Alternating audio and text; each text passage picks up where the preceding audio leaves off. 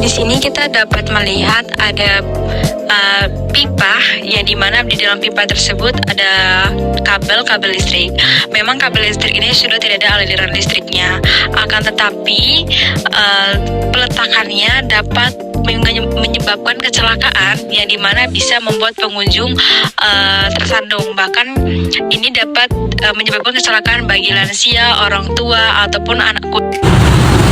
Ini adalah salah satu contoh tidak diterapkannya K3 dengan baik, di mana ini adalah tempat umum dan banyak dilalui oleh anak kecil, dan ketika ini disentuh atau digoyang akan menyebabkan kecelakaan. Di sini ada kabel listrik. Ketika ada orang jalan dan tidak melihatnya, bisa tersandung. Selain itu juga berbahaya jika kabel tertarik atau rusak.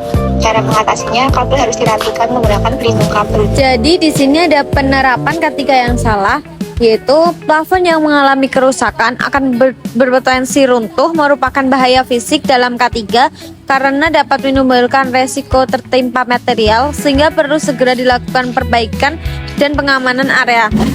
Selang di area taman harus ditata dengan rapi, guna untuk mencegah resiko tersandung sesuai prinsip K3. Dan juga penataan selang yang tidak rapi di taman melanggar prinsip K3 karena berpotensi menyebabkan kecelakaan kerja. Nah, di sini ada air yang menetes dan mengenang di lantai. Jika dibiarkan saja, lantai menjadi licin dan bisa menyebabkan orang terpleset. Cara mengatasinya, genangan air harus segera dibersihkan, sumber tetesan diperbaiki, dan area basah diberi tanda peringatan agar lebih aman.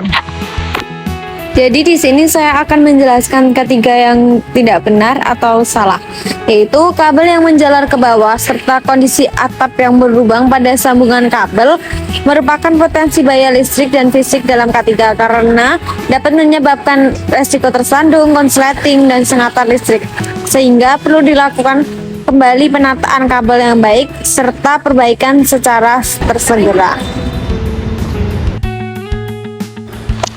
Nah, di sini terlihat lantai tidak rata dan sedikit licin, sehingga orang yang lewat bisa terpleset atau kehilangan keseimbangan. Hal ini termasuk bahaya K3 karena dapat menyebabkan kecelakaan kerja. Cara mengatasinya, lantai yang tidak rata harus segera diperbaiki dan diberi tanda peringatan.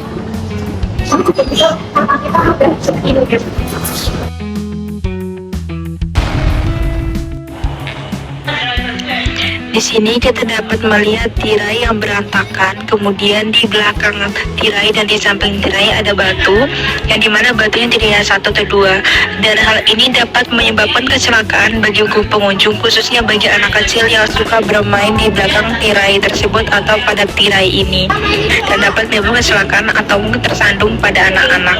Tugas kuliah. Keberadaan besi terbuka di tempat umum yang ramai anak-anak berpotensi membahayakan, sehingga perlu dilakukan pengamanan sebagai bagian dari penerapan K3 karena takut adanya terjadi kecelakaan pada anak-anak tersebut. Jadi ini penerapan K3 yang salah juga teman-teman, karena ini ada sampah berserakan yang tidak ditaruh di tempat sampah karena akan mengandung bau, menyebabkan aroma yang tidak sedap, Dan juga dapat menimbulkan bahaya kesehatan dan lingkungan, sehingga perlu dilakukannya pengelolaan sampah yang baik dan penyediaan tempat sampah yang memadai. Tidak tersedianya petunjuk arah dan penanda ruangan merupakan bentuk bahaya administratif dalam K3 yang dapat menimbulkan kebingungan serta berpotensi menghambat proses evakuasi, sehingga perlu disediakan rambu yang jelas dan informatif. Terima kasih.